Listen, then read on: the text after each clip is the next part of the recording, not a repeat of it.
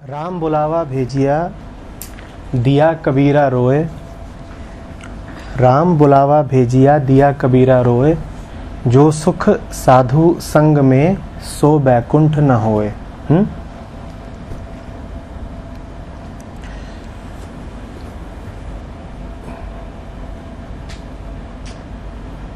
एक आदमी की कहानी से शुरू करो। उसको बड़ा शौक था ये देखने का कि स्वर्ग कैसा होता है, बैकुंठ कैसा होता है। तो कहते हैं कि उसने ईश्वर से बड़ी फरियाद करी कि एक बार दिखा दो। ऐसा तो मैं हूं नहीं कि स्वर्ग में ठिकाना मिल सके, पर झलक तो दिखा सकते हो। एक बार दिखा दो कि कैसा होता है स्वर्ग। तो कहा चलो ठीक है, एक बार देख लो। तो स्वर्ग के दरवाजे खोले गए, वो अंदर आया। देखा पहला आदमी बैठा हुआ एक पेड़ के नीचे। वो क्या कर रहा है वहां बैठ करके? वो वहां बैठ करके भगवत गीता पढ़ रहा है। उसने कहा अच्छा ठीक है। फिर आगे गया, देखता है 3 लोग आमने सामने बैठे हुए हैं। ये क्या कर रहे हैं? ये उपनिषदों पे चर्चा कर रहे हैं। तो उसने कहा अच्छी बात है। फिर थोड़ा और आगे गया तो देखता है एक आदमी अकेला बैठा हुआ है, सजदे में झुका हुआ है, सामने कुरान रखी हुई है। वो उसका माथा ठकने लगा, बोलता है किताबें ही किताबें, ये चल क्या रहा है? आगे जाता है, वहां देखता है वहां बाइबल पे सत्संग चल रहा है। अब वो चकराता है, बोलता है ये इतनी किताबें यहां कर क्या रही हैं? स्वाध्याय सत्संग यही सब चल रहा है यहाँ पे। तो एक आदमी को पकड़ता है, वो जा रहा था, उसके हाथ में भी एक ग्रंथ है, उसको पकड़ता है पीछे से, बोलता है भाई साहब। बोलता है क्या? बोलता है ये स्वर्ग ही है ना? बोलता है हाँ है तो स्वर्ग ही। बोलता है अगर ये स्वर्ग है तो अब आप लोग ये सत्संग किस लिए कर रहे हो? ये ग्रंथ किस लिए पढ़ रहे हो? शास्त्र किस लिए पढ़ रहे हो? ये तो इसलिए पढ़े जाते हैं ना कि स्वर्ग मिल सके। ये तो पढ़े इसलिए जाते हैं कि स्वर्ग मिल सके। फिर आपके हाथ में ये ग्रंथ अब क्या कर रहा है? उस व्यक्ति ने जवाब दिया यही तो स्वर्ग है।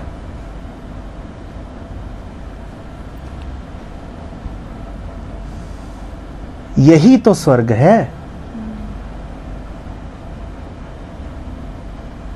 ग्रंथ, साधु, सत्संग यही तो स्वर्ग है। तुम्हें क्या लगा था कि इससे गुजर कर स्वर्ग तक पहुंचोगे? वो स्वर्ग मात्र एक कल्पना है। वो स्वर्ग मात्र तुम्हारी वासना है। इस ग्रंथ में डूबना ही तो स्वर्ग है। और कौन सा स्वर्ग होता है? सत्संग ही तो स्वर्ग है। इसके अलावा और कोई स्वर्ग नहीं होता। तुम किन सपनों में जी रहे हो? कि कोई परलोक मिलेगा, कि कहीं और जाकर के तुम्हें कोई आनंद युक्त ठिकाना मिलेगा? जो है वो यही है। यही नरक है, यही स्वर्ग है।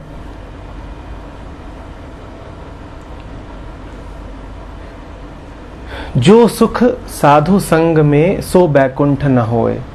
साधु ही बैकुंठ है, और जिसने साधु की संगत के अलावा बैकुंठ की कोशिश करी, उससे बड़ा मूर्ख कोई नहीं हो सकता। जिसने सामने जो परमात्मा है, सामने जो राम है, उसको छोड़ करके किसी और राम को तलाशा, उससे बड़ा मूर्ख नहीं हो सकता। राम बुलावा भेजिया दिया कबीरा रोए।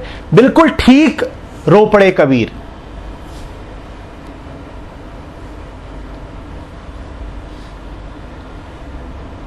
कोई नकली राम ही होगा जो बुलावा भेजता होगा। असली राम तो प्रस्तुत है। वो बुलावा क्या भेजेगा? वो कहीं और है ही नहीं, वो सामने है। साधु के रूप में सामने है। कबीर को और कौन सा राम मिलेगा? जब तक कबीर कबीर है तब तक अनिर्वाच्य, अदृश्य, कालातीत, निराकार, अरूप राम जैसा कुछ हो नहीं सकता। और यदि ऐसा कुछ है भी तो वो भी मात्र मन के लिए एक शब्द भर है, एक कल्पना। उस कल्पना को न तुम खा सकते हो, न ओढ़ सकते हो, न पहन सकते हो, न उसमें कोई रस है। वो कल्पना तुम्हें जीवन नहीं दे पाएगी। निराकार, निर्गुण तुम्हें कुछ नहीं दे सकता। उसकी कोई उपयोगिता नहीं है। ध्यान से समझिए इस बात को। तात्विक रूप से, आत्यांतिक रूप से, पारमार्थिक रूप से वो सत्य होगा, पर तुम क्या करोगे पारमार्थिक सत्य का?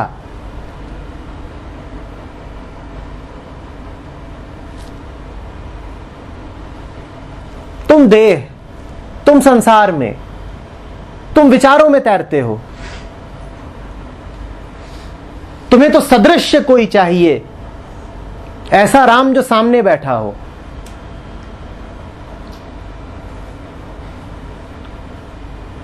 ऐसा राम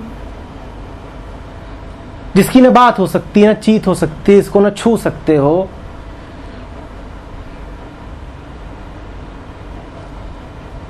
जिसके बारे में बोलना भी एक विरोधाभास है, एक पैराडॉक्स है। वो राम तुम्हारे किस काम का कि तुम कहो निर्गुण है, और जहां तुमने कहा निर्गुण है तहां तुमने उसको एक गुण दे दिया। कि तुम कहो अनाम है, उसका कोई नाम नहीं हो सकता, और जैसे ही तुमने कहा कोई नाम नहीं हो सकता, तुमने कोई नाम दे दिया। कि तुम कहो अनिर्वाच्य है, और जैसे ही कहा अनिर्वाच्य है तुमने वाचा का उपयोग कर लिया।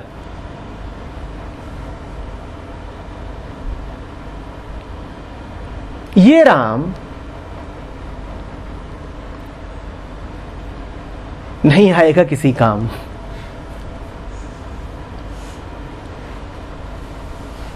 तो इसीलिए कबीर कह रहे हैं, जो सुख साधु संग में सो बैकुंठ न होए। यही तो बैकुंठ है, इसके अलावा कौन सा बैकुंठ पाओगे? और उसका उलट भी उतना ही ठीक है। यही तो नरक है, इसके अलावा कौन सा नरक पाओगे? आनंद में डूबे हो तो बैकुंठ है।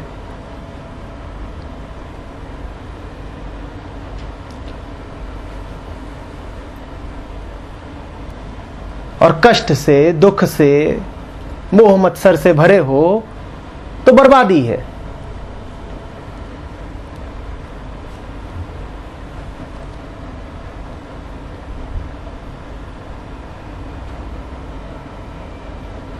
अद्वैत को पाने का एक ही तरीका है, द्वैत में पूरी तरह डूब जाना।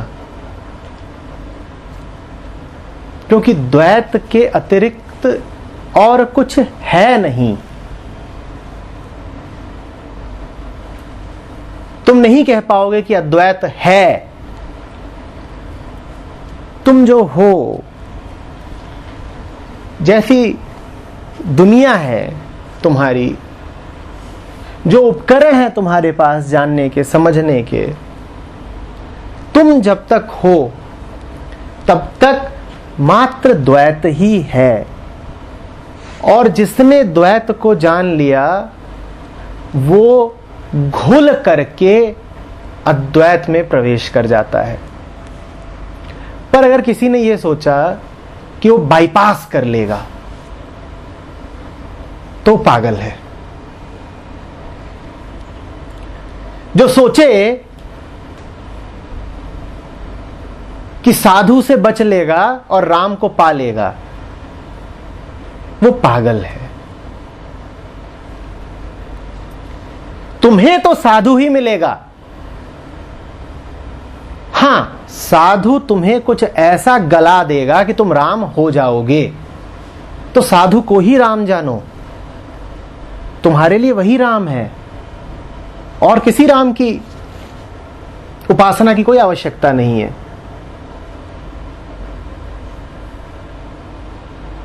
उस दिन कह रहे थे ना संत कि देखो दुनिया दीवानी, पूजे पाथर पानी। क्या पागल दुनिया है, पत्थर पूजती है मूर्ति, पानी पूजती है गंगा। सशरीर सामने साधु खड़ा रहता है, उसको नहीं पूज रही है, मंदिरों में जाती है और नदियों के पास जाती है, पागल हो गई है।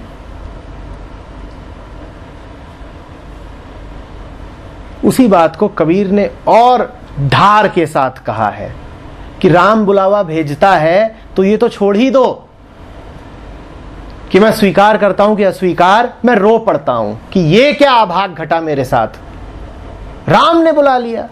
कोई कबीर चाहिए। बड़ी हिम्मत की बात है ये कहना कि आज मेरे लिए बड़ा अभाग का दिन है, राम ने बुलाया है।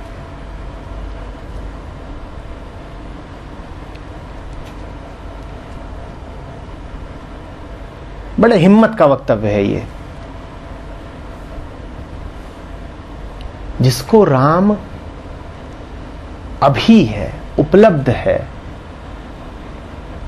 उसके लिए कौन सा बुलावा, कहां को जाना, कैसी प्रतीक्षा, और अब किससे मिलना।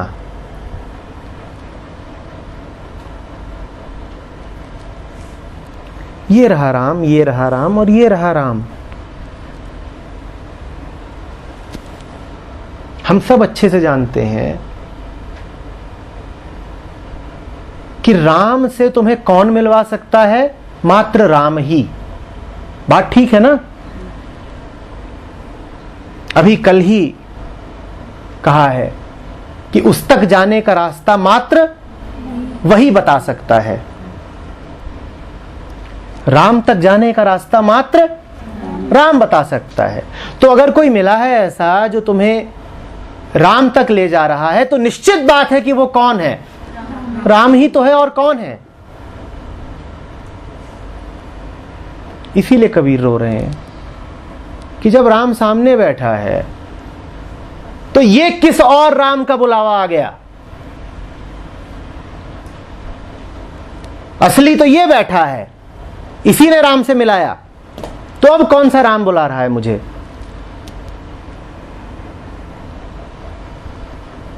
नहीं जाना है, कहीं नहीं जाना है।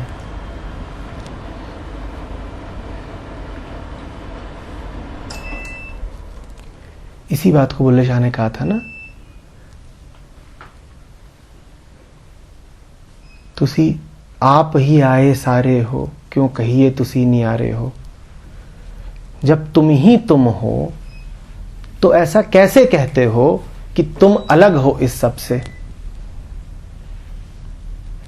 जब तुम ही तुम हो तो तुम अलग कहां होगे, कैसे बैठे होगे। क्यों ओहले बह झांकीदा है पर्दा किस्तों राखीदा। संभव ही नहीं है कि तुम कहीं छुप करके बैठे हो और पर्दा रखे रहो। तुम्हारे अलावा और है कौन। तो कोई बुलावा नहीं आएगा, कोई और लोक नहीं है, कोई राम नहीं है जो दर्शन देगा। जो है यही है। जिसने यहां खोज लिया, जिसने यहां पा लिया, उसको मिल गया।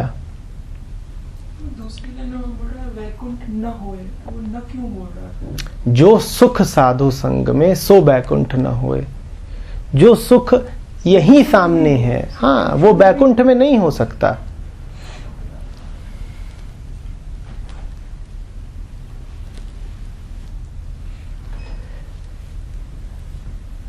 बैकुंठ तलाश है, बैकुंठ कल्पना है, बैकुंठ भविष्य है।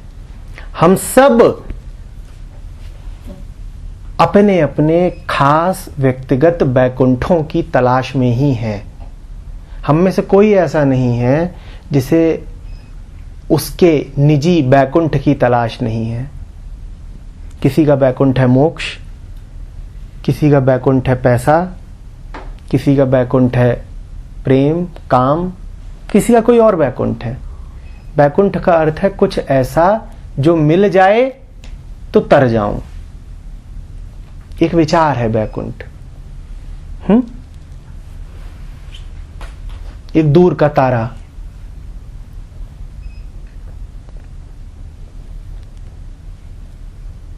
Anything special about it? कल्पना है। कल्पना और आ भी उससे रही है। हाँ बिल्कुल बिल्कुल बिल्कुल Nothing special. बिल्कुल। कबीर कह रहे हैं राम अभी है, सामने बैठा है, यहीं नहीं किसी बैकुंठ में मिलेगा, ना आगे है ना पीछे है। वो मेरी कामना नहीं है भविष्य की, वो अभी रहा और अभी पाया तो पाया, और ये सोचता रह गया कि ये करूंगा वो करूंगा तब मिलेगा, तो फिर सोचता ही रह जाऊंगा।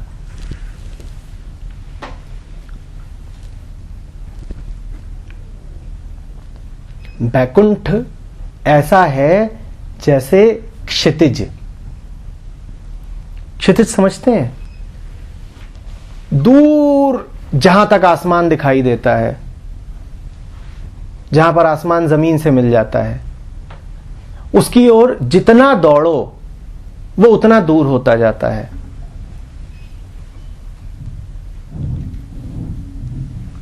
वो है बैकुंठ। कबीर कह रहे हैं बैकुंठों से सावधान। अभी हमारे ऊपर है कि हम ध्यान से देखें कि किन बैकुंठों का पीछा कर रहे हैं हम। ये पक्का है कि हम सब की जिंदगी में कुछ है जरूर जिसका हम पीछा कर रहे हैं।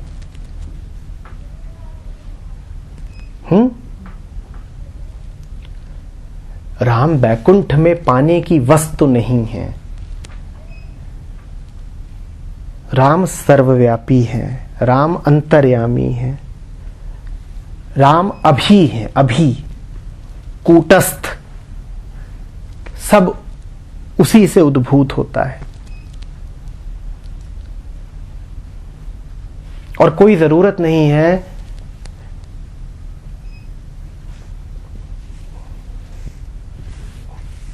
उस महत आयाम के लिए नए नए शब्द गढ़ने की,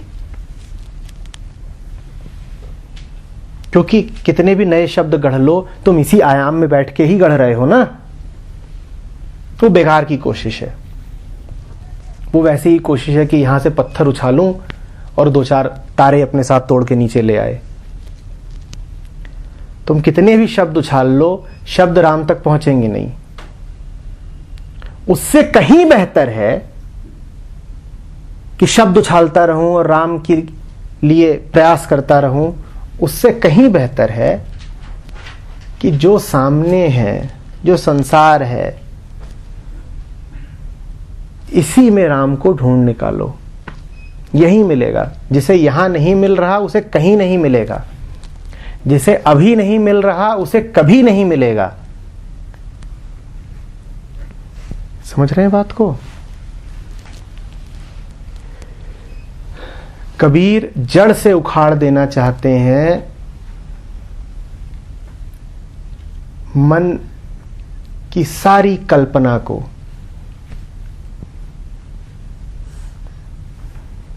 और कल्पनाओं में विशिष्ट कल्पना है बैकुंठ की कल्पना, मोक्ष की कल्पना, जन्नत की कल्पना।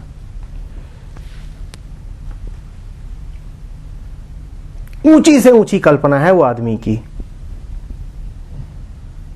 कि क्या होता है वहां पर। कल्प वृक्ष, कल्प वृक्ष समझते हो कि उसके पास जाकर के जो मांगोगे सो मिल जाएगा। वो कहां पाया जाता है? मात्र बैकुंठ में। तो ये आदमी की ऊंची से ऊंची वासना है कि बस कहेंगे और मिल जाएगा, उपलब्ध हो जाएगा।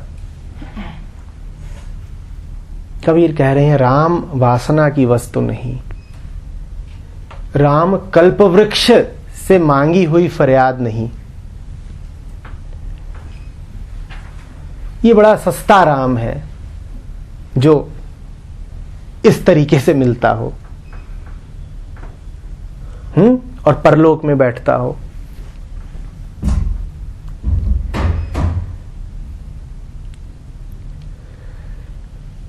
कबीर का राम तो लगातार कबीर के साथ है।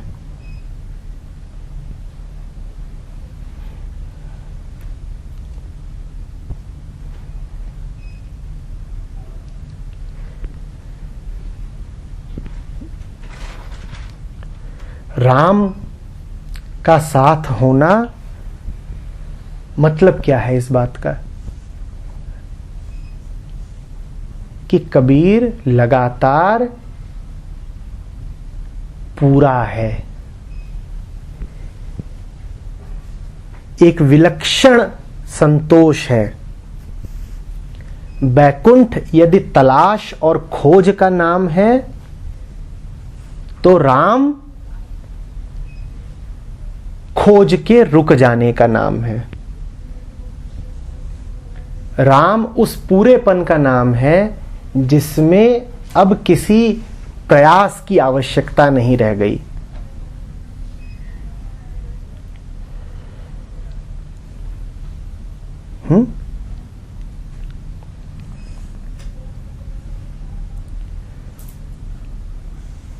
ये जो शब्द है संग, जो सुख साधु संग में, ये शब्द भी बड़ा कीमती है।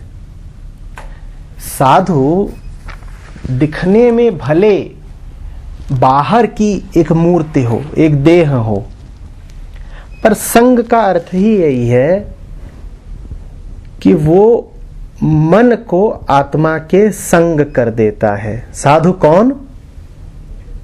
जो तुम्हारे मन को तुम्हारी आत्मा के संग कर दे। इसी का नाम है सत्संग। सत्संग और कुछ नहीं है। दूसरे व्यक्ति के निकट बैठने को सत्संग नहीं कहते। सत्संग का अर्थ है ऐसा माहौल जिसमें तुम्हारा ही मन आत्मा के संग हो जाए। और यही साधु की परिभाषा भी हो गई। यदि व्यक्ति रूप में साधु को परिभाषित करना चाहते हो तो साधु कौन? कि जिसके समीप आओ तो अपने समीप आ जाओ, जिसके करीब आने से तुम अपने करीब आ जाते हो, सो साधु। और सो ही राम भी। सब एक है।